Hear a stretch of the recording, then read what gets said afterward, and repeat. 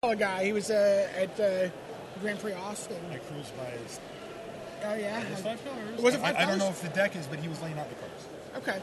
All right. Well, here we go. We're about to get started for round 12 of Grand Prix Seattle. It's Innistrad Dark Ascension draft. We're in the last round of the first pot of draft. I'm Brian David Marshall. I'm here with Marshall Sutcliffe, and we are watching SHENHAR.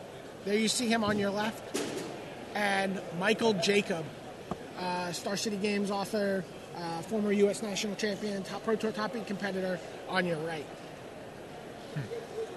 Seems like two really solid players going at it here. Yeah. I expect a pretty tight match. I don't know what kind of matchup we're going to get. I see the one thing that John Laux wants to see in every opener he has, which is an evolving wilds, and I'm pretty happy to see it myself over on Michael Jacobs' side. Yeah. It looks like Shahar's going to go ahead and go to 6 here. I like Evolving Wilds. I thought you would love it. I like it. I don't love it. Have you ever first picked it? Would you ever first pick it? I mean, in a very weak. I could see doing it in a very weak pack, but you're not happy. I wouldn't be happy to do that. It would have to be a very. It would have to be a very weak form. Sure, but I mean, it's also you fall back a turn, right? I mean, I really like that. You know, again, we had LG here. We were talking about the draft format, and he was talking about scoring villagers. Like, one of the things where he took a walking corpse, and he has these 2-drops, and he's like, I want to be able to make sure you're not be able to flip and play a 5-drop on turn 3. Did you say flip? Gotcha. All right, so it looks like Shahar is going to lead off with Pilgrim, one of your favorite turn 1 plays in March. Yeah, and there you go. This is what. Yeah, there you go. We mentioned this just this morning, that going into a Villagers is a very strong open. So what land is Michael going to grab? Looks like he's blue-white. We'll see if he's splashing here.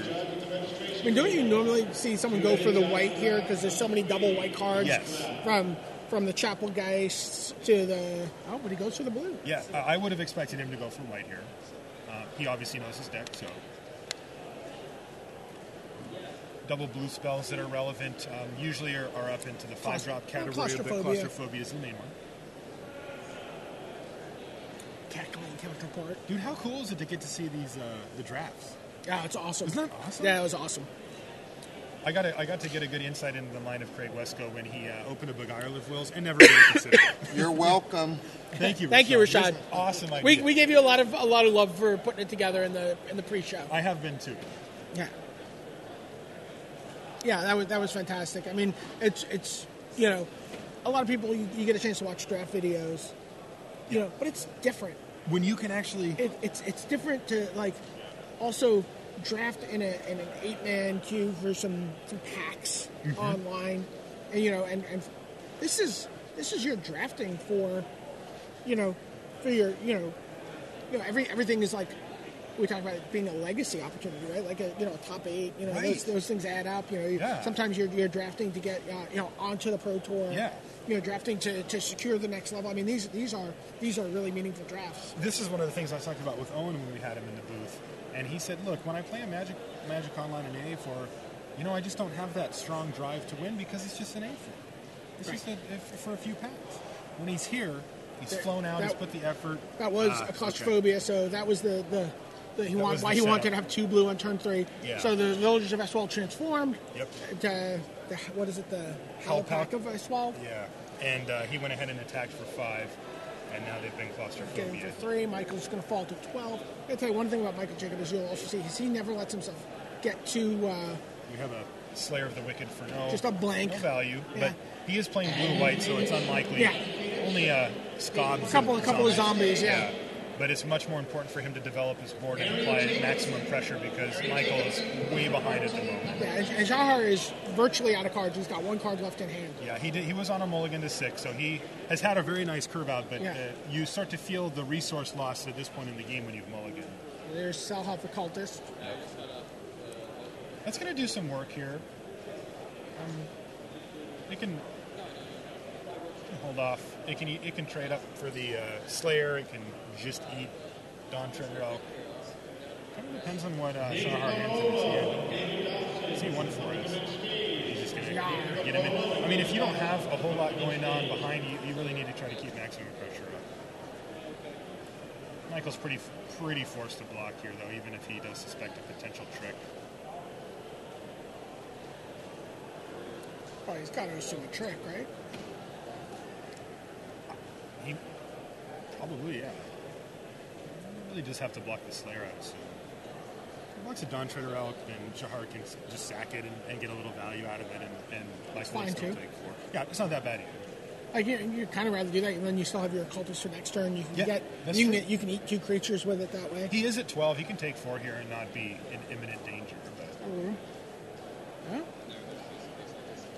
Michael's considering the block on the Avacyn Pilgrim here. Right. Well, it gives him fewer. It gives his opponent a shorter range of tricks. Yeah. Right? And resource. Yeah, that's true.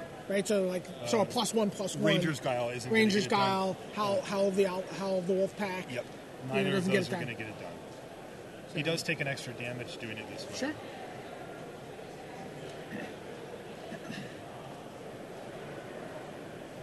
Shahar shows him that he's like, no, I have Spidery Grasp. He's got Spidery Grasp anyway.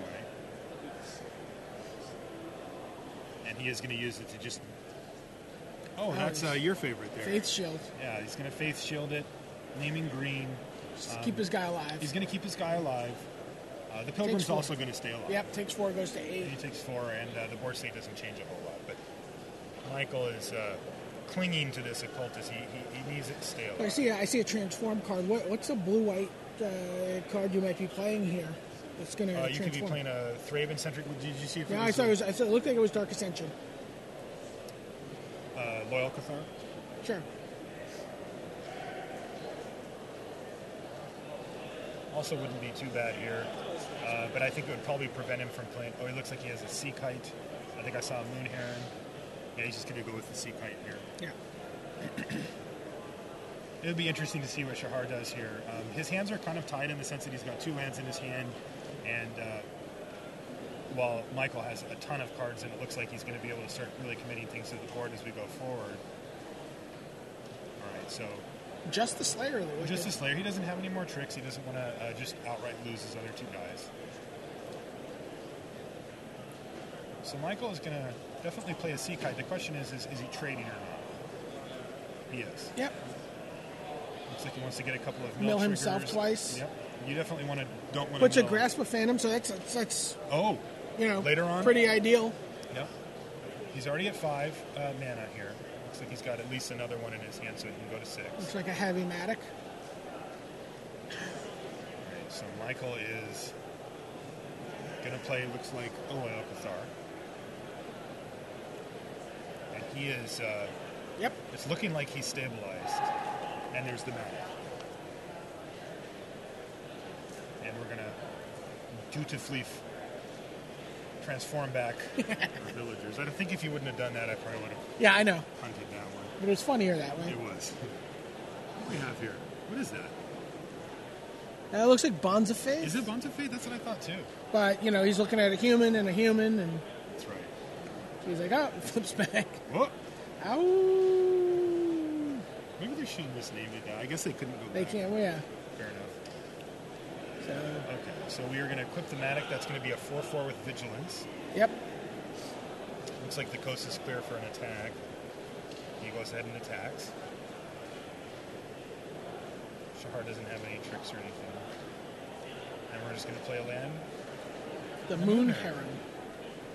We're up to 6 mana on Michael's side. He's going to need to get to 8 to flash back his Grasp, but that could be a key moment in this match later on. That's definitely something that's bearing down on Shahar here, right? Yeah. All right, so it was the Bonds of Faith that's going to come down on the Moon Heron and just take it, make it irrelevant. That 4/4 Cathar is just so... Oh, Cobblewings. All right, so he's going to cast and equip and attack. He's like, you're low. He's like, you're at 7. I can win with this. Yeah. Still at 3-turn clock. After this, yeah. Yeah. And he's got a blocker, so yeah, this now Michael, he's in white-blue, so he is you see how deliberate Michael is. Like, he's just like, he doesn't miss a thing. It transforms. Yeah. It transforms. Yeah, even if it's not that relevant. Right. Okay, we have a divination from Michael here.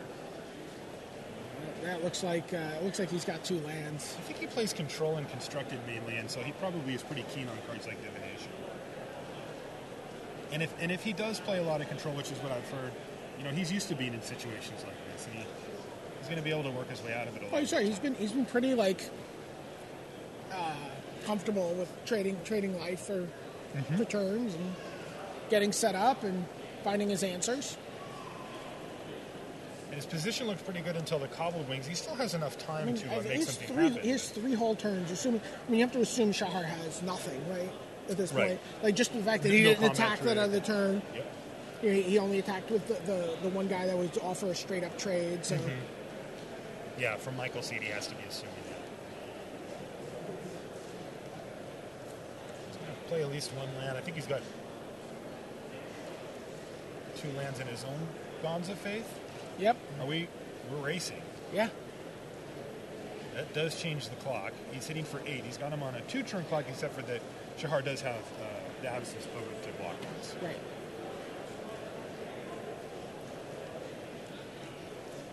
That's interesting, because he could have just taken out the Dawn Treader Elk, but then he knows that any creature that Shahar draws is just going to pick up the cobbled wings. So Shahar chooses to block here. Is that a Drawskull Reaver? It is.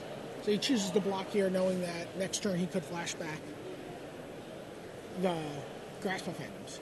Right. So he very keen. So he gives himself a whole extra turn to win this game. A lot of people do what we were talking about before, which is they wait till the very last minute.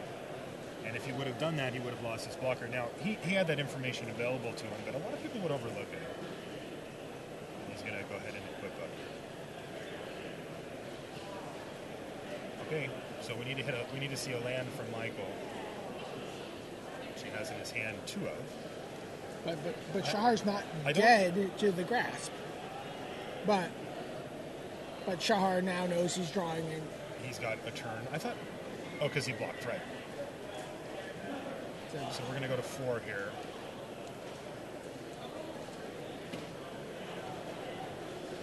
So he has to block, sacrifice. Sacrifice to thin out his deck a little bit.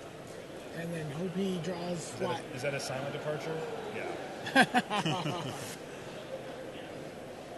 Michael Jacob under tremendous early pressure. Eh? Yeah. Like turn two Villagers of Asphalt. And it transformed. Yeah. Immediately. Yeah, and he's just like, okay, patient, go get my island, take my beats, set up.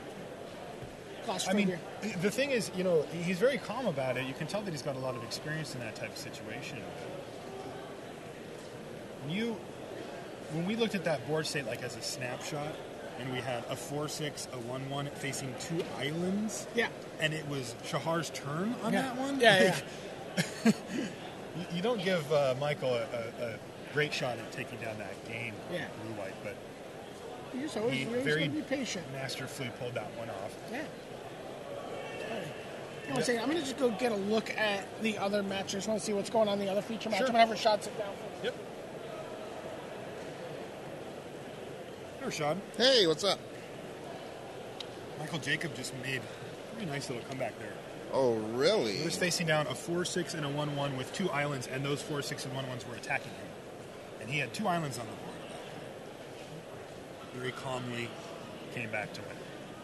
Wow. Yeah, it was impressive. Stoic. Always stoic. Yeah. Michael Jacob. He did not seem worried at any point during the match. Well, he never really seems worried. I haven't really interacted with him much, so I'm figuring him out as I go here. It's about what you see. Okay. it's exactly what you see. Unless you start talking about old school video games with him, then he starts to perk up. That's what he likes. Yeah, he's a gamer. He's a true gamer. You are too, right? Yeah, I dabble in a little bit of everything. Just a little bit of everything. I think you're understating that. I dabble. I wouldn't want to play you in some old school game. You'd lose, but okay. You'd lose to my dabbling. Yeah, see, that's what I'm saying. But it's still just dabbling. I guess I have this expectation of what hardcore gaming is, which is probably more intense than other people would call. People may call me hardcore, but I look at myself as, because I see the real hardcore people. I'm like, I'm not hardcore like those guys are. But I know exactly what you mean. a lot of people think I'm a hardcore Magic player because I do play a lot and I take it pretty seriously. But you're really not. No. These guys are hardcore. Yeah, when I come up here and get to interview the hardcore players in the booth, and that's when you find out what hardcore is. Yeah, exactly. There's always these tiers, We're like I'm trying to be hardcore. We're low tier hardcore. Yeah, mostly because I don't have the time. Yeah. I don't know. Maybe you don't. I have do. The time. No, I play all the time. Like I'm just not there yet, to be honest. So you're trying to get there. I'm grinding it up. Yep. Yeah, just keep grinding. I play on Magic Online. I've watched people, in my local gaming community start from grinding it away, and now they're player of the year. Really? I mean, I still remember driving on Turnwald to like PTQs when he's like 12 or however old he was, and I'm driving in the car. No way in heck that I would think, at any point in time this would be, player of the year. This guy would never lose a sealed match. For the rest exactly. Of his career. And just playing and playing and playing. Everyone, you're going to get better. And I used to think that maybe it's because the people who were good stopped playing, but that's not it. Everyone, you just keep playing, you get better. It just happens. Yep. It just happens. I've noticed that too. I mean, I've made really good progress. I'm happy with where I'm at, but when I start talking to guys like Owen and Luis, there's this extra level. There's this another notch on the ladder that I need to climb. I'm not there yet. So it looks like we're on the way. Sort of on the way. Yeah. Someone's on the way to Mulligan Town. Yeah, he actually mulliganed last game as well. Had that really quick start and then kind of ran out of gas. I mean, you look at your opening hand, and if it's a quick start, you can't really ship it. No. But especially on 6. Yeah, exactly. You just got to hope that that's all it takes to get you there, and you get a little bit of help from your draw step. Yeah. I think I may be getting kicked out now. You can stay if you want. Well, it's hard to avoid saying that letter, like the letter of doom. Sure. All right, get out of here.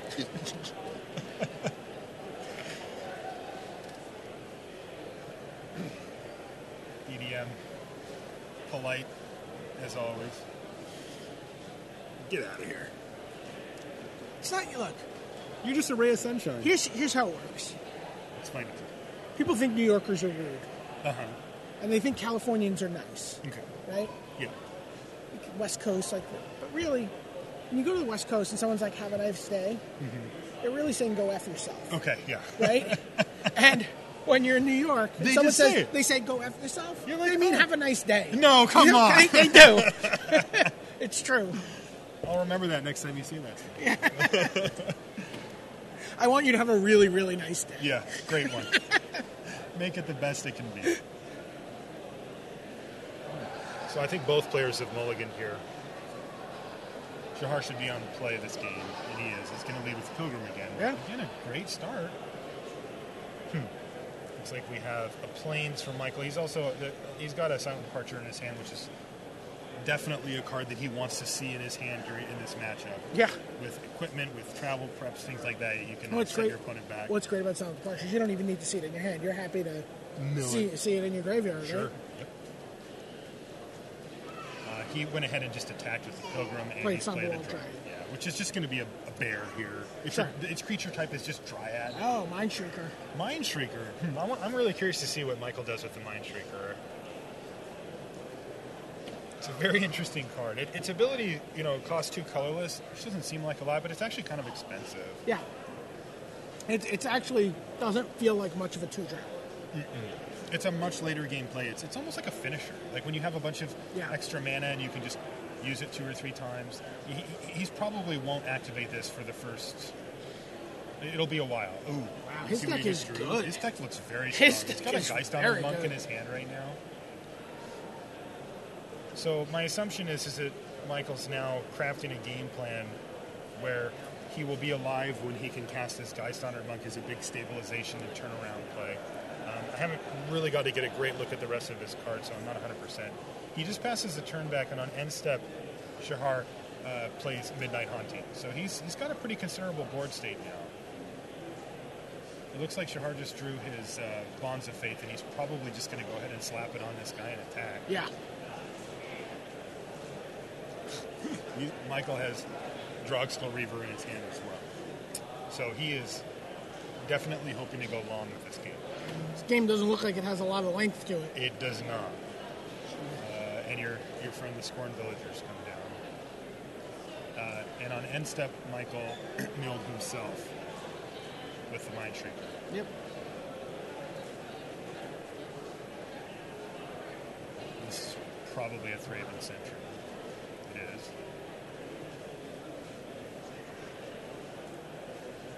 That'll help a little bit.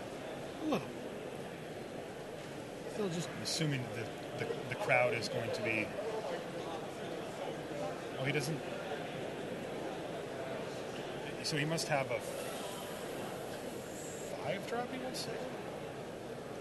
Oh, that's right, the Villager's still just a 1/1. Okay, so he just didn't want to throw either of his guys. Probably make a case for just sending in the whole team. He passed the turn back. I noticed that he didn't play a land. So Michael plays his 5th, and we can expect to see the Christ-honored monk.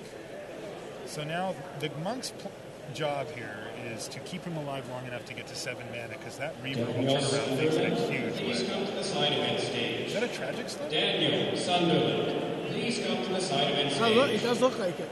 Wow, so we haven't seen the splash yet, and that could be pretty relevant later in the game. And it does look like we're going to get to a later in the game stage here, based on what we see. He can't cast the tragic slip, and I don't think he has any attacks here. That Drogskell Reaver closes out games really quickly once it gets played. Fast. And they can't attack you. Right. I mean, and you gain life, and you draw cards. You gain two cards. Yeah, I love that card. That's one of the few 7-drops that I will actually play in this format. Double strike and lifelink. Oh, 2 of my favorite cards. And whenever it deals damage, draw a card. Look at that, getting on the attack. Yeah, so Shahar just passed the turn back, transformed as werewolf, and now there's blood in the water. Oh, man. Did you see what just happened? Oh, boy. Yeah. So Michael, silent departured his own Geist-honored monk, replayed it, hit his land drop. He's 1 land away from just... People don't think enough about using silent departure on their own guys. I agree 100%. Because look what he has now. An army, an air force, a navy. Yeah, he's got it all. So Shahar's debating if he wants to attack here. If he does, I bet you one of them is going to get blocked. And it's just an attempt to transform his Thraben Sentry. Might even just block with both. Yeah, he just decided to block with both and transform. And we see a life gain spell. Halloween Scavenger. Doesn't die to Rack of Madness, as you pointed out doesn't. earlier. It doesn't. I've sided it in. Yeah. I'm like, I'm taking out my Halloween Beast. I'm bringing in my Scavenger. Yeah. It also trades for the Sentry, the Militia now, while taking no damage. So it's a nice card to have. I want to see if Michael has a land in his hand, because I think we're going to probably just see the Drogskell Reaver slam down, and when that comes on the table, it'll probably also finish the game off. Huh. Nope. He's got a Divination, and he's got a Chapel Goddess. So he's just going to play both of those. So John Finkel, by the way, is up to 10-2. He's 10-2 now? Yeah, he just tweeted. He said 3 Diagraph Captains and an Undead Alchemist with 15 zombies gets there. We got to see that firsthand. So he ended up with 15 zombies. Well, no, I think the idea is... Yeah, I'm not sure if he has 15 zombies exactly or he made 15 zombies, but yeah. Okay. Gotcha. Not sure how he meant that. Either way. So, looks like he is going to block that. Try to block the Geist-honored monk.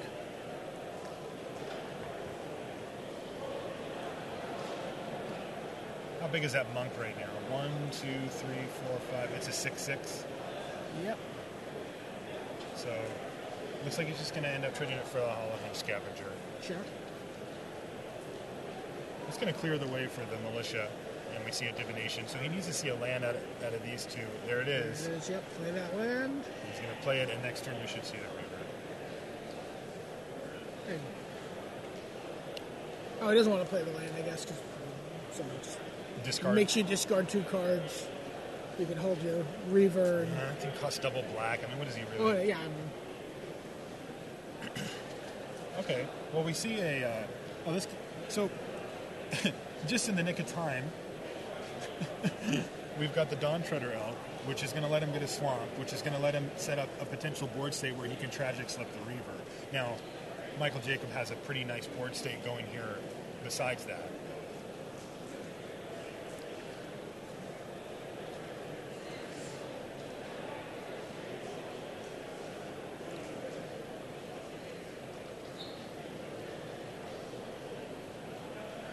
They call him Captain Creepy Hands. What's that? The Reaver. Yeah. Yeah. You ever seen that? Because he's got the big... right in your face. freakishly long fingers. Yeah.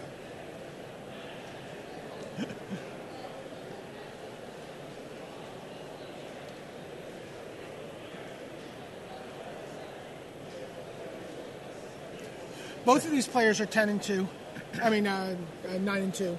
So you're really looking to come out of here with that win. Mm-hmm. Ooh, there it is.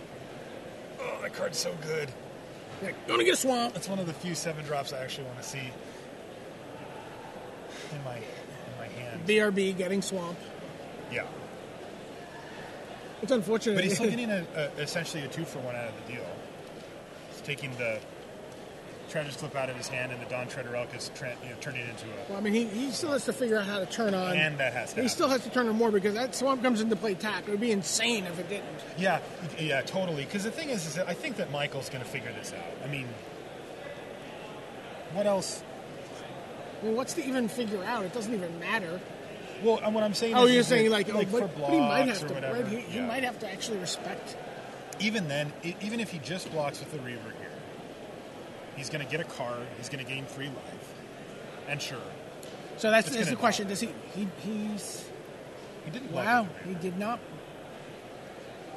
Must be playing around like spidery grass. He'd still get the card, though. And there's the Tragic Slip. See, I'd kind of want to cash in. I'm curious about that one, but I like getting the card. It looked like Michael knew his Reaver was just going to die there. He's like, yeah, okay. Yeah, I don't think he was unaware. We have a Grasp of Phantoms. On your guy. I mean, he still has a dominating board presence here. Yep. So the 5/4 Trampler against the smaller creatures here is going to make short work. So I've got some updates on records. Finkel, as we said, 10-2. He beat Eric Downing, a 5-color. Patrick Cox, Wasp, went to 9-3. Conley Wood is up to 10-2. Good for him. Owen Turnwald lost. He falls to 10-2. LSV is also 10-2. He won this round. Okay. So went 2-1 in the draft. And Patrick Chapin lost, and he falls to 9-3. Okay. So Patrick Cox and Patrick Chapin both have their backs against the wall, and really need to win out and have things fall their right way. I think to top it. Take up to 5 additional turns to complete your match. So Shahar just blocks the heck out of that thing. Okay. He just accepts the loss of most of his board. Looks like a Faith Shield in the yard there. And Michael... Headless Scob and Lantern Spirit. Lantern Spirit. So Shahar's at 10, and that is the handshake.